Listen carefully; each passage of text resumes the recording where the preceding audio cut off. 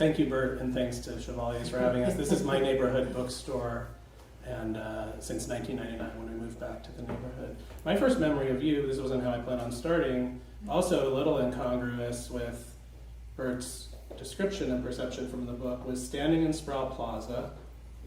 You were wearing penny loafers, straight leg Levi's jeans, and a UC Berkeley sweatshirt. And I thought, wow, she's very different from me. I think you don't remember that outfit, but that was the first outfit. Anyways, here's what I think we're going to do, if that's okay. I'm going to ask just a few questions that came to mind when I reread the book. And again, if you haven't read all of the books, the novels and the stories, they're just incredible. I'm so proud to have a friend who can write this way. And then Rachel's going to read to us, and then it'll be open. It's an intimate group, so we can have questions and dialogue. And so hopefully you all have brought some questions and interests that you'd like to hear Rachel talk about. Does that sound okay? Yeah, that sounds great. Okay, so you just got back from France? Yeah, 2 days ago. Tell us a little bit about that, because is that consistent or incongruous with, the history? Which history? Your history. Oh, well, I've spent a lot of time in Europe over the years. In fact, you and I both spent a lot of time in Italy together and apart as college students. And there are several essays in the book about Italian politics, Italian film, and Italian writers, and also French writers, namely Marguerite Duras, who is one of my favorite writers in the world and is buried in Montparnasse Cemetery, and I was just staying one block from her grave, and she is buried with her young, not exactly lover, but life partner, Jan Andreas Steiner. She gave him that name. He was gay, but they were together in this kind of amour fou, you call it, I guess, mad love, both really terrible alcoholics. He was very taken with her brilliance, understood what she was worth, and spent many years just writing down everything she said. And some of her books were the result of him just being her amanuensis / interlocutor. That's not why I was in France. I was at a residency at the house of Picasso's muse, Dora Maar, surrealist photographer, artist. And she lived in this village called Minerbe in Provence, and they invite artists and writers to come and live there. And it was amazing. And then I went to Paris because this book just came out in the US in April. It just came out in France last week. And I just happened I was going to be in Paris the day it came out, or I was going to be in France. So they said, come up to Paris and do some events. And this title, The Hard Crowd, is basically impossible to translate into French because it's so idiomatic, It's not the tough crowd, which would have, for me, a kind of unwanted double entendre of the suspicious or unyielding or unfriendly audience, right? It was a tough crowd tonight. Hard crowd is like, what is that? I don't know. It's, as I quote in the book from the Cream song, at the party she was kindness in the hard crowd. I always loved that line. I didn't really know what it meant. And as a book title, it seemed like it could suggest a grouping of some kind, slightly ambiguous, but seemed perfect for me. But then in French, there was a lot of back and forth discussion, like, what do you call this book? Le Dur. My French friends said that's a horrible title, like The Toughs. So we went back and forth. I'm sorry, you didn't expect me to just go on and on. I couldn't be happier. Okay, but so they went back and forth, and the translators sent the whole transcribed novel. My husband read it because he's bilingual, and the titles of the essays. One of the essays. In English, is it called? Oh, In the Company of Truckers, it's called. And they had translated it as The Truckers Are Cool. Or Les Routiers, I don't speak French, so forgive my terrible accent. Les Routiers sont sympas. Truckers are cool.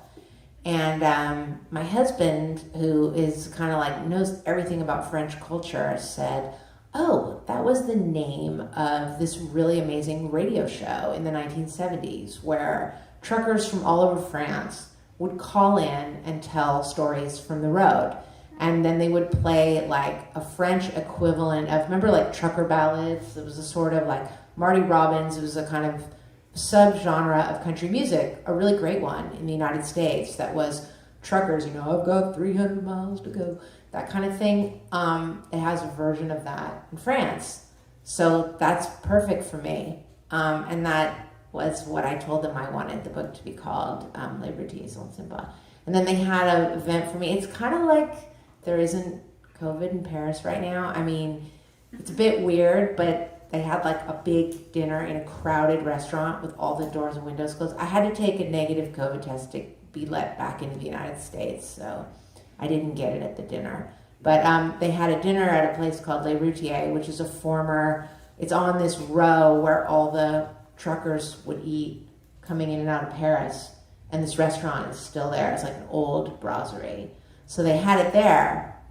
When the book got reviewed in French, so far it's gotten like really good reviews, but the main like important reviewer for Le Figaro said that he really liked the book and he had a lot of reasons why. But then he said, obviously her publishers forced this gimmicky title on it, which Rachel Kushner probably has no understanding of what it means. Because it's like you'd have to know about French culture to name your book that, but I was the one who forced it on them, which is kind of funny. But then my husband said, it's kind of like if a French person was published in English and suddenly his book was called like Mel's Diner or something. like it's like a very kind of idiomatic, folksy reference. Anyway, yeah, so I just got back from France. Yeah, welcome home. Thanks. What do you like more or less, reading your reviews or reading profiles about yourself, like in the New Yorker? I've never asked you that. Yeah, well, I avoid them both. Mm-hmm. I mean, I've been known to skim. I think probably most writers do that to some degree, but I mean, in terms of like or enjoy, like you write a book, and for the most part, at least for me, I can't generalize. I can only speak for myself. I know what I think of my own book by the time it's come out. And by the time it's come out, I've done the best I can with it, and I'm proud of it as a finished product. It's a very long process to publish a book.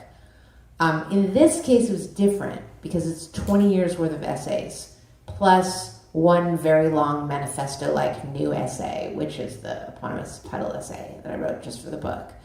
But the rest of it, some of these pieces had already gone through extensive editing processes, like I write sometimes for the New Yorker, more often for the New York Times Magazine. Their process is so incredibly lengthy and rigorous that by the time I've published an essay with them, I know it's good because it's really a collaboration with them. It takes years to put that kind of writing together, that kind of nonfiction reporting, the journalism that I did that went into this book, like a piece on the refugee camp that's inside Israel's borders and the other piece on the prison abolitionist Ruth Wilson Gilmore. Those pieces were like 3 years of my life in total. So I'm giving way too long of an answer, but I wasn't vulnerable to see what critics thought of this book, I guess is what I'm saying. But sometimes you're curious, and there's certain critics who have a kind of flair or way about things, like Dwight Garner for the New York Times. I will read his reviews. I read his reviews of my peers, my colleagues in the writing world also, because he always has some kind of zany metaphor, like Anthony Lane in film, Dwight Garner in fiction. But I'll confess that he's been pretty generous to me over the years, so I'm more likely to be amused by his reviews than offended or appalled. But like every other person on earth, I'm human, and the weird thing about humans, if you subscribe at all to like 20th century ideas about psychoanalysis, is we're not that interested in the people who like us and are nice to us. We're more interested in the people who neg us and are rude to us and hurt our feelings. So I might check in on a negative review, but I'm not going to look at it fully. I didn't have any negative reviews for this book, but I think it's a different thing because fiction, you're so much more vulnerable, you know, putting a novel in the world. I guess I don't really enjoy either. I mean, one thing I know is that if you spend a lot of time reading reviews of your own book or reading articles about yourself, you will become stupid pretty quickly. Because that's, first of all, it's cretinizing as a self, you know, consuming activity. And it's also taking time away from your ability to leave yourself and think about other people and who they are and what they know. Since we're kind of adjacent to form a little bit, I was interested in, you touched on your process for writing some of these essays, but where do you find the most freedom and the most room for expression? Is it, you're not, I mean, I think it's unusual for someone to excel so much in both media, although maybe they're not as different as they seem to me, but where do you find your best expression? In novels, in essays, not in writing, in something else entirely? Completely in writing, I would say. But yeah, between the two, I have always taken on assignments on the side between working on novels, and like I was publishing pieces of art criticism for Art Forum before I ever published my first novel. And in a certain way, for me, it was about believing that I could write something and see my own name in print, and that I could publish things and see them through, you know, to a presentable public format. Fiction is the hardest.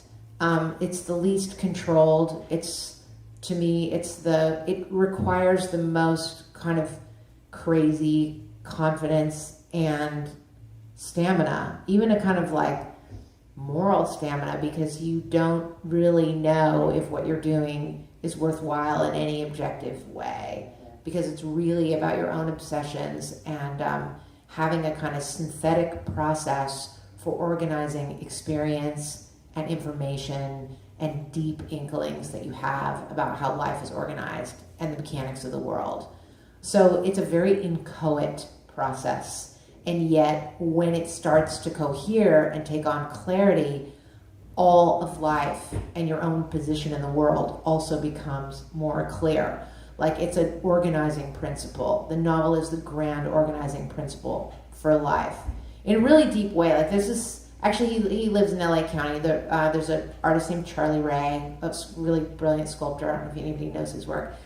And he says of his sculptures that the floor on which they sit is the final element of the work. And I think that the world in which the novel is couched is likewise the final element of the work. So it's a kind of grander project in one sense. In another, when I put together this book of essays, my first nonfiction book, I kind of thought of it as a side project until I sat down and looked at all the work and decided on a kind of organizing principle, a way I wanted the essays to cohere and go from one to the next. I really wanted them to flow so that it felt like it's a book. You open it, you start on page 1, you read it to the end, and then hopefully you know something more about the world and also about me. And it started to seem like this book had as much to do with me as the novels do.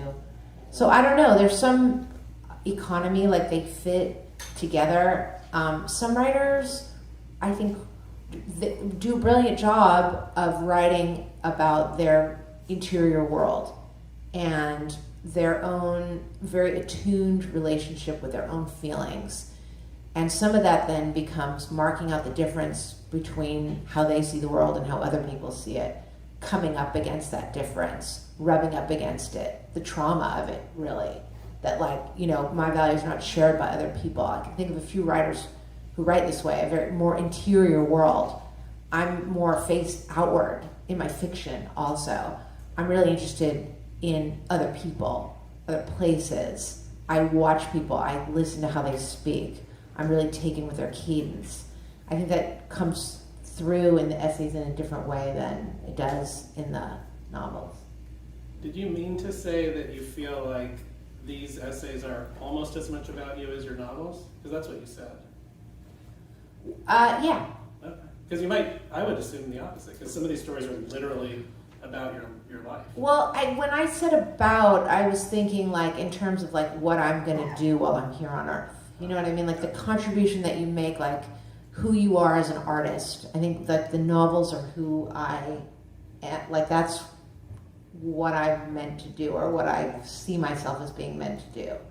But these, I didn't think about that. Right, these are literally, to some of them, about me. Others not, as I said. Like there's, stuff about writers and filmmakers and artists and ship captains who depart the ship first instead of last. There's a whole essay about that.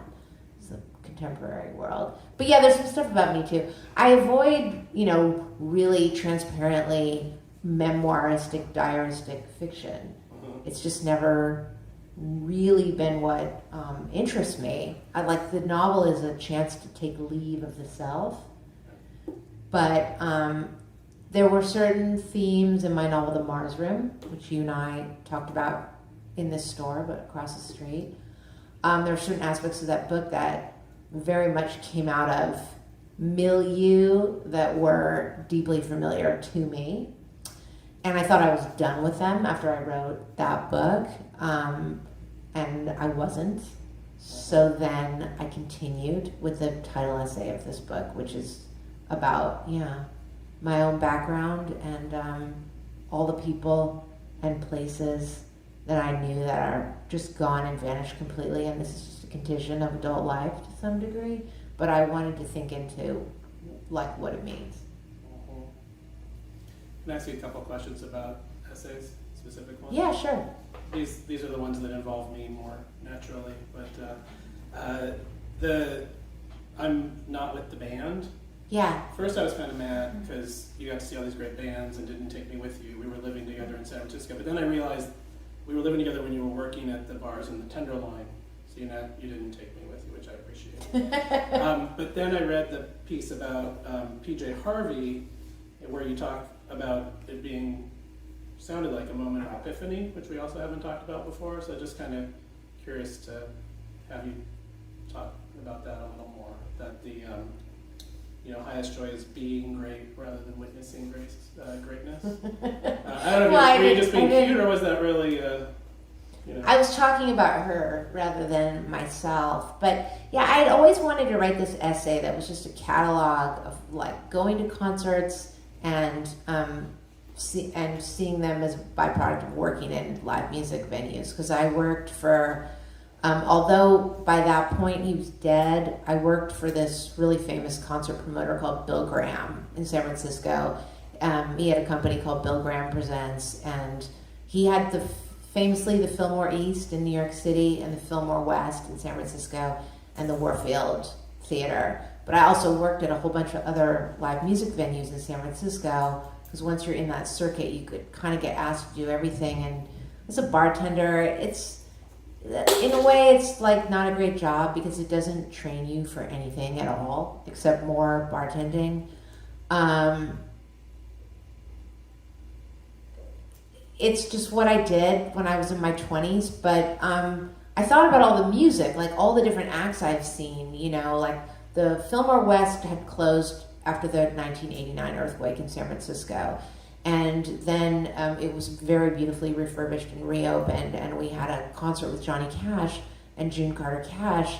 And at the time, that was just normal to me, to be setting up and have them there, have Nick Cave, have all these Patti Smith over and over again, Neil Young, Tom Waits, who doesn't do a whole lot of live performances, but did a performance as a legal fundraiser for a friend of his. So I'd seen all these people, and I thought, I just want to catalog it all. And then as I was writing the essay, I realized the end of it for me really was when PJ Harvey came and played at the Warfield, and she played there several times before. She did like 3 sold-out shows. This is a huge theater, and it's like the Wiltern. Is it that size? I've never been inside the Wiltern. Yeah. I don't go to live music. I just listen to like Chopin recordings. I mean, I'm old, So So she played like 3 sold out shows, you know, huge concerts, and with costume changes and a whole bunch of people on stage. Like a real act.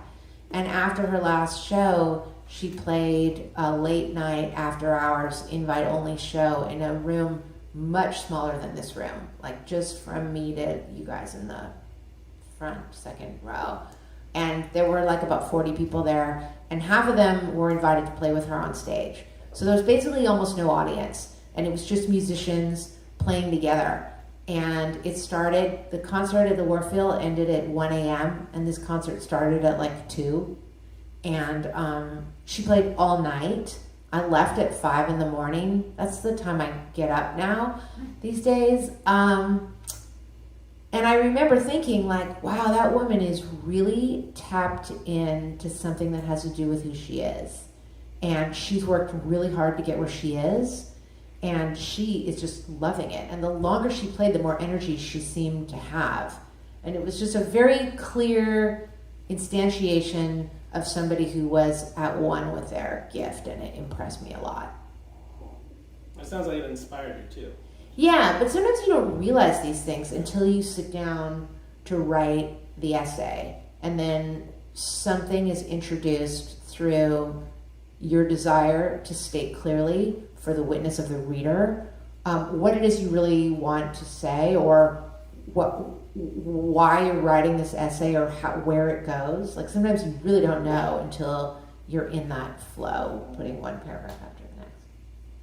Let me ask you one more, and then I'm sure people would rather hear you read Okay. than me asking questions. But from Girl on a Motorcycle, I mean, what you just said, it sounded like you said having a lot of dead friends is a byproduct of being an adult, right? No, more that being in conversation with your own past, which isn't there in front of you anymore.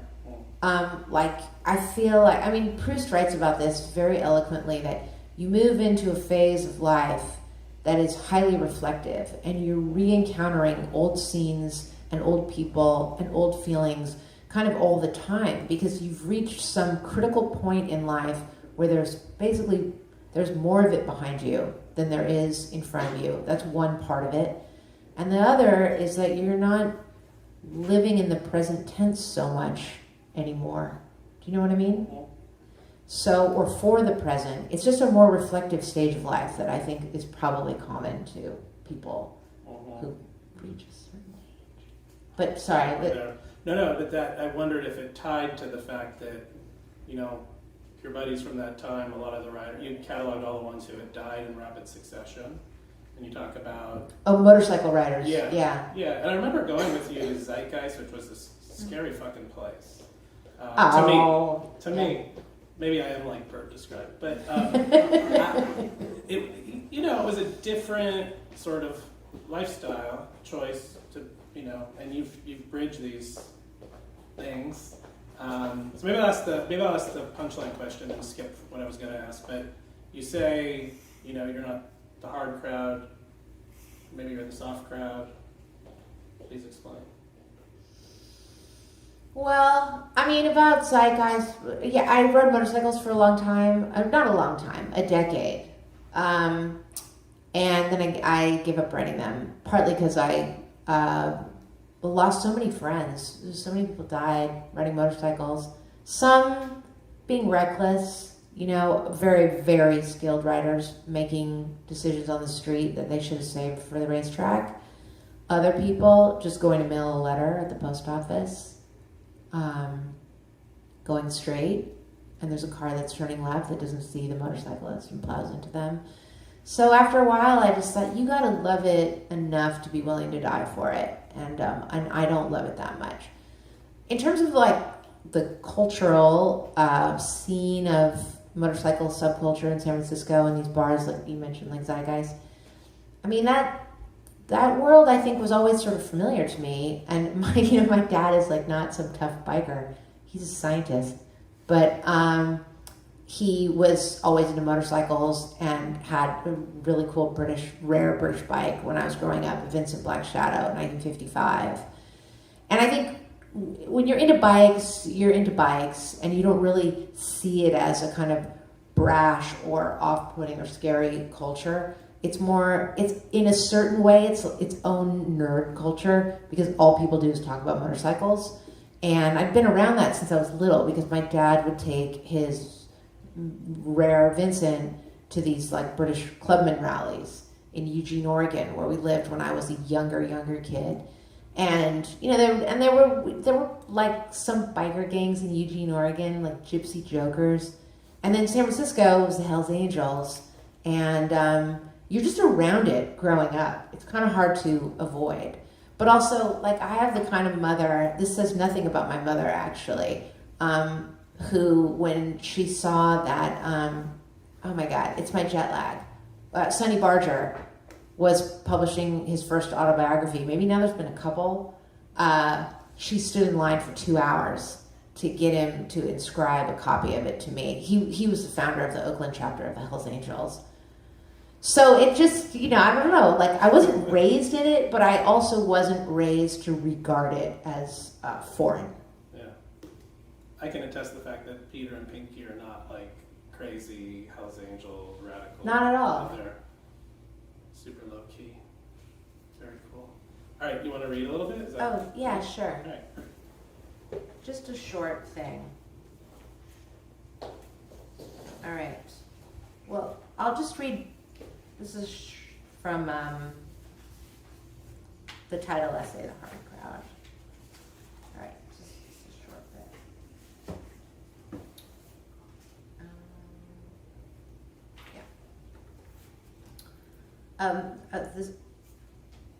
This starts off talking about a bar. That was my first bartending job in San Francisco. It's called the Blue Lamp. It doesn't exist anymore.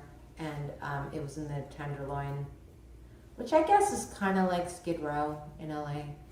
A lot like it, actually.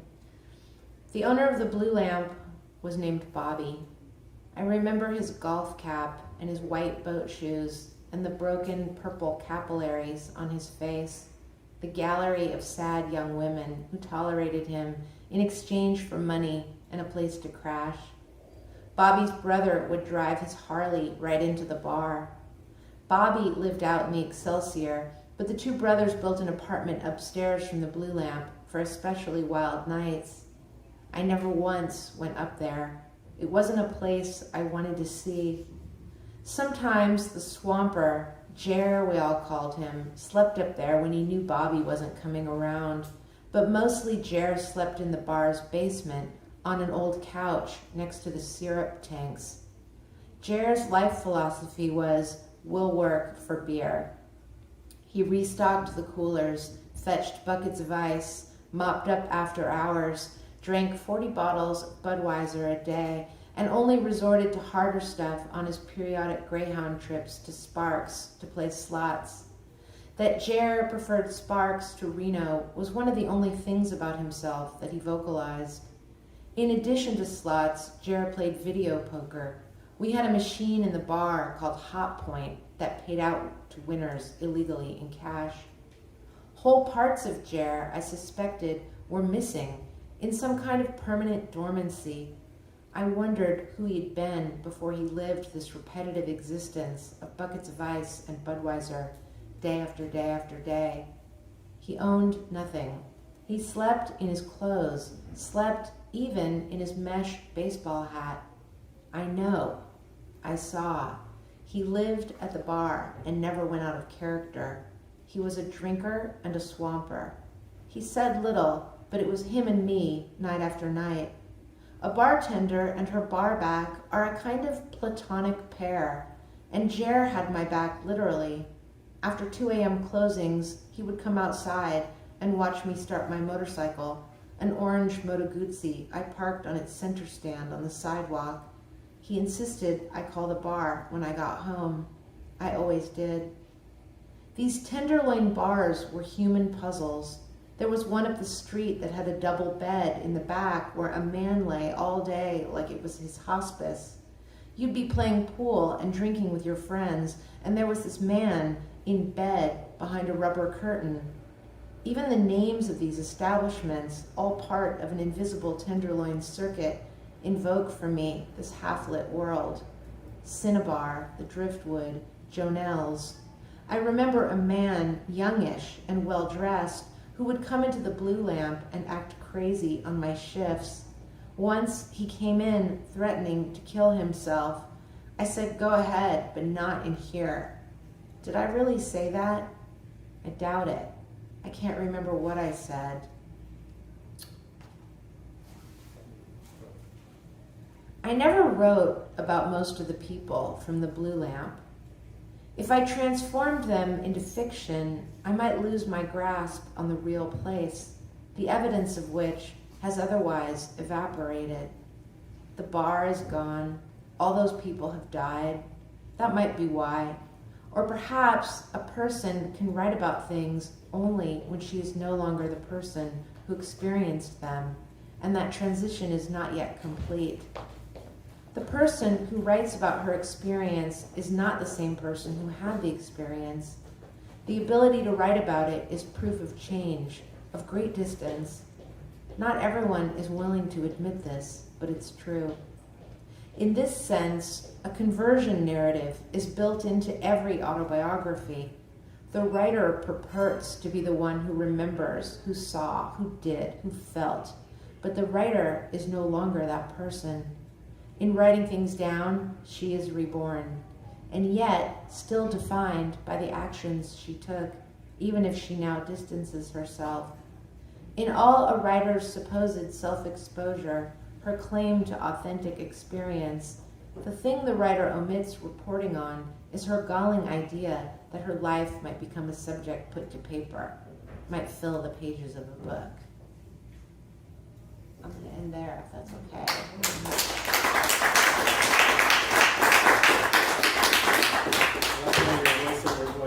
Do you do your books on tape? I still call them books on tape. Do you do your books on tape? I do, yeah. Was that too short? I don't know. I was used to Zoom. It's weird to read on Zoom, so I read a shorter thing. But yeah, I do my own. I've done the Mars Room, and I did this book I recorded my own audiobooks. So if you get the audio, it's that annoying voice you've been hearing for the last. It's an amazing voice. I had to audition actually. Yeah. They don't really want authors to do it unless like you can really do it. Yeah. And I knew I wanted to do it after I heard a little bit of the voice of the woman who did the flamethrowers, and it's just painful to hear. I mean, I think you either are into the audiobook voice, which is very like a voice under glass. It's both smooth and really animated, and in neither way is it like the voice of a person who's constructing the prose. It's not read in the kind of cadences that people hear when they're writing. I read my work out loud when I'm writing, so I know how I want it to be read.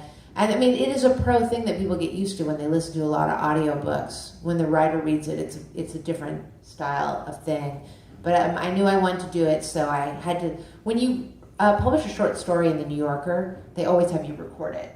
And so those recordings are out there. So I had to submit those to them, and then this committee of people who are in charge of the audiobooks for Scribner, as my publisher, like sit down and decide if you can do it. And they try to warn you off of it, like, oh, it's really laborious and you're going to have to do a lot of retakes and stuff. Are you sure you want to do it?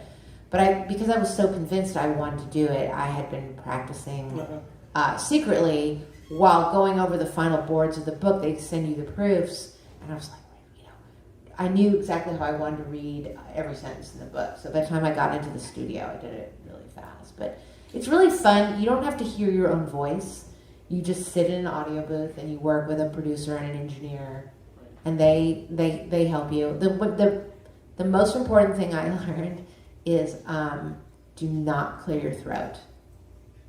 You never clear your throat when you're recording an audiobook. Like I was doing that at first, and the producer goes, if you keep doing that, your voice is going to be destroyed before lunch today, and you've got 3 days of this. And I was like, oh, I said, but what do I do when you, because it's sort of like psychological, you sort of feel like you have something in your throat just when you know you have to record 300 pages of text. And he said, just take a sip of water. Anyway, but yeah, so I did this book too. So yeah, it was fun. It's very cool. You folks have questions? Can I start? First of all, thank you. This is incredible. And the portion you read was exactly that which I was going to ask you to read. So I can't tell you how you made my evening, probably my week. What I wonder about that particular essay, having come to it when we did, you were reflecting back upon, I was describing a bad girl part of your life in a way. And I wondered what that felt like, being a woman in full, looking back upon constituent teenage years that made you who you are today, perhaps, and what it's like to look back upon your life and write about that kind of stuff. Thanks, Bert. Well, I don't know. I don't have a sort of discontinuous, I don't know how to put it. I don't really have a discontinuous relationship to my own past. Like, I don't disavow parts of it. I wouldn't judge parts of my own life. Like, I wouldn't use a qualifier bad. I come from what I come from, which is, in a certain way, like a really nice family of bohemian parents who were very naive about living in a big city and didn't have a lot of resources, and they both worked full time. And I was a kid in a very particular neighborhood in San Francisco called the Sunset District, which is hard to explain to outsiders. I'm not sure why. It's not a rough neighborhood. It's a middle or lower middle class neighborhood, but there's a kind of pride there of the kids who grow up there. And it's very Irish. So in that, it's like Irish working class. A lot of people whose fathers work in the fire department or as police officers. Some of the kids turned out to be cops, some of them not. A lot of them have entered the criminal justice system, moved through it, in and out of it. And I was somebody who was always curious about the other people around me, and also curious about the people who seemed to have the most valor. And the people in the Sunset who had the most valor were the people who were willing to throw away the future in favor of the present and garner the immediate regard of everyone around them by their courage and their risk. And it was also a culture of violence. There's a book called Season of the Witch. It's not like brilliantly written, but it's a history of San Francisco, kind of like second half of the 20th century. And it explains so much about the violence in the Sunset and the kind of fighting Irish and why that era and world was the way that it was. So in writing the essay, I was thinking not about myself or like choices I made or who I was, and more an environment, and trying to render and summon that environment onto the page, to think about it also with other people. That essay was published in the New Yorker, almost the entire thing. It's like 10,000 words in the book, and maybe they published 8,500 words of it. They just, there's a limit. It can't be super long. But the reason I mention is that after it was published in the New Yorker, I got more letters in response to that essay than anything I've ever written. And it was a lot of people from San Francisco who reacted like they had their own stories that they wanted to tell, or they wanted to share with me something that happened later in a night of a scene that I narrate in the piece. Or they came of age in San Francisco but 15 years earlier. Or they had worked at Lyle Tuttle's tattoo parlor above the Greyhound station on 6th Street and wanted to tell me a story about Lyle, or et cetera, et cetera. It went on. And it was really amazing because it felt like you make a space and it's a kind of commons, and then other people start to fill it. And maybe everybody is from a place that's so particular that it's hard for people who aren't from it to understand it. And not everybody becomes a writer and has the language to render that or summon that place into being. And so there were people who said, I always thought somebody was going to tell the story of our youth because it had an epic quality to us. So everybody was waiting for somebody to make it epic in some objective manner. Like there was this guy in my high school named Billy Rowe. He was in a band called Jet Boy. Do you remember the Jet Boy? They were glam rockers. And he was older than I was. And he never would have talked to me. I mean, he was already signed and basically spending all his time in Hollywood, not in San Francisco at high school. I don't even think he graduated from high school. But it was like Billy Rowe. Billy Rowe wore a white leather jacket that I think he'd thrown into the washing machine to make it, crinkly, and he was super glam rock. Anyway, I got a note from him after this essay came out, and he was the one who said, I was always waiting for somebody to explain the epic proportions of our youth, and you did it. And I was like, oh my God. I told my friends from high school, I got a note from Billy Rowe. So that world still matters to me. It's not discontinuous to me. The people that I admired in high school, not all of them are still around, but those that are, I still admire them. I still want their approval. Not in any way that's like misguided. In fact, they were larger than life to me then in a way that I haven't given up on now, still are now.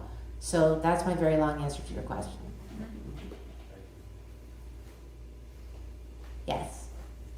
I really enjoyed reading the Mitchell essay and learning more about two through lines in terms of Gianni di Piombo in Italy, or I guess specifically 1977, and then that same period in New York with regard to the images you kept coming across in the latter case of, like you said, guns and nude women. Yeah. And I was curious because you do, I think you talked about like Castiglione and Basilico in Italy, same period, but were there images of women artists in terms of artworks or performances in Italy of that same period that you were coming across and looking at that were serving as inspiration as well? Because it was obviously such a bright period of feminist action during that same time. Yeah. Oh, of like female Italian artists. Yeah. That's a really interesting question. I mean, right, because I mentioned Enrico Castellani and Basilico and who else? Boetti, Alighiero Boetti. But honestly, no one really obvious is coming to mind. I mean, she's not an Italian artist, but Judith Molina from the Living Theater. They were living in Rome. They had a residency there that year and were kind of very grafted onto the autonomous environment and what was going on there. So that's one person. But I guess in terms of women, I was thinking much more about the New York scene. Like Linda Banglis is one person that I mentioned. Actually, she came to a reading of mine in New Orleans, and she was so cool. I couldn't believe it.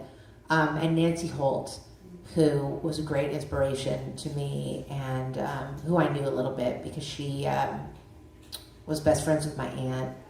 And actually the Flamethrowers was one of the last things she read before she died. And so I talked to her about her experiences as a woman in the art world in the 1970s and kind of the misogyny of it. And Yvonne Rainer was a big inspiration to me too. She has this memoir called Feelings or Facts that I think is amazing and really a document of somebody who was so avant-garde early. Like her 1950s sounds like other people's late 1960s, her early 50s. But in terms of Italian, that's a really good question. I mean, maybe that's where my knowledge really falls short, or at least right now. It could be that if you asked me this question in 2012 when I finished the book, I would have been sharper. I guess I'm not thinking of her name right now. I mean, there's some women artists who were involved in the kind of like arte povera of the 1960s. And probably people involved in the kind of like postering and papering and communal art actions in Rome and Milan. I guess they called it arte dell'impegno. There were women involved in that. But in terms of like personalities, like, you know, Castellani or Burri or people who come out of that world, I can't really think of as many in Italy. That's a good question. Very interesting to read that, as I would hear some of the inspiration behind. Thank you. In that regard. Thanks. Yes. I was just curious as to why these years with the focus with this book. Like, what makes these years so poignant for you to record and make into this essay? That's a good question. I mean, maybe everybody has a kind of, I mean, there's a few primal scenes, as Freud would have it, in life, right? But maybe adolescence really marks some people. And for whatever reason, mine really marked me. And I'm not alone in that, because the other people that I grew up with feel the same way. And it's become more acute as a condition rather than less. Like, we still talk about it. And it's strange how in adult life you can kind of cruise through 10 or 15 years and significant things can happen. You can become an author, you can write novels, you can become a parent, you can raise a child. All this stuff happens. But like the way that time stretches now compared to the density of just like 3 or 4 years of becoming a teenager and then leaving home, that's only, you know, like, it's really like 11 to 16 for me are years in which, I don't know, I was shaped on some level. I'm not really sure why. I mean, I try to explain a little bit of that or think into it in the essay. And in particular, explain what being a writer has to do with it. Like the way in which you can be present and committed in your interest in other people in the present tense and being an adolescent and wide-eyed and also somewhat apart and removed because of the way that you're taking in information and the way that it stains in and stays there. And I think that there are people that I grew up with who are more rooted in the present tense and in a certain sense stronger because things roll off their back and then they move into the future and they're not dwelling, you know, they're not tripping on this thing that happened 30 years ago and what somebody said, whereas that's what I'm doing. But I think that's part of what being a writer is that you take on the details of your own life and other people's, and it stays there for better or worse. Thank you. Sure. Yes. So what's interesting to you in LA right now that you might think about writing about? In LA right now? Yeah. Well, okay, I've been gone for the last 6 weeks, so This second, but like this, you know, this year. yeah, generally. Well, all right, here's one thing. I don't know if I would write about it, but I'm really interested in manufacturing in LA now. Like, I get annoyed when people talk about LA as being the center of the entertainment industry, which it is, but it's not our main industry. I mean, we are the manufacturing capital of the United States. But from what I understand, we don't make steel or airplanes or cars anymore. I think it's mostly t-shirts and underpants. And I'm really interested in that.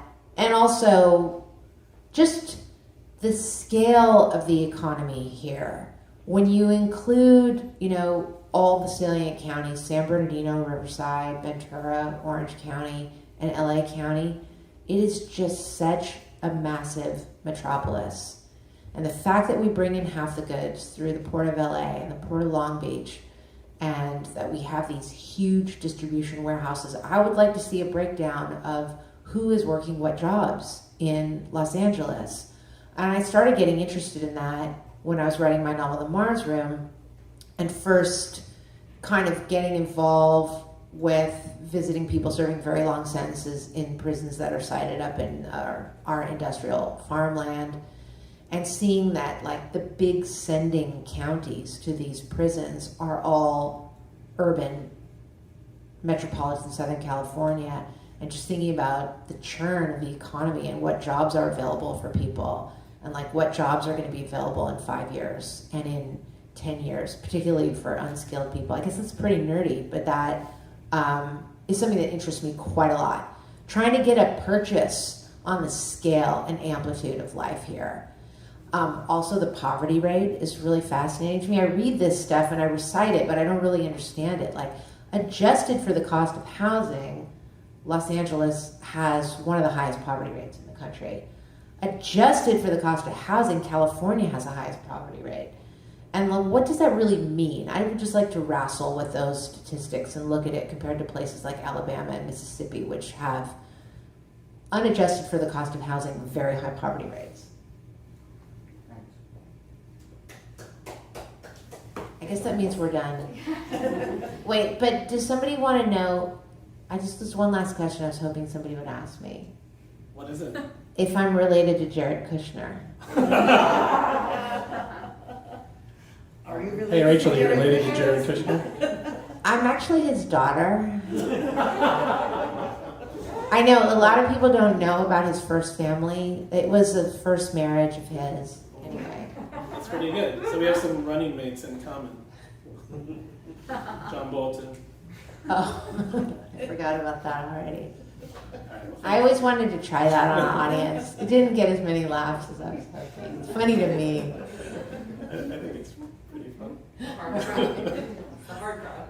We would definitely invite you. Thanks so much, everyone. Thanks, Mitch. Thank you.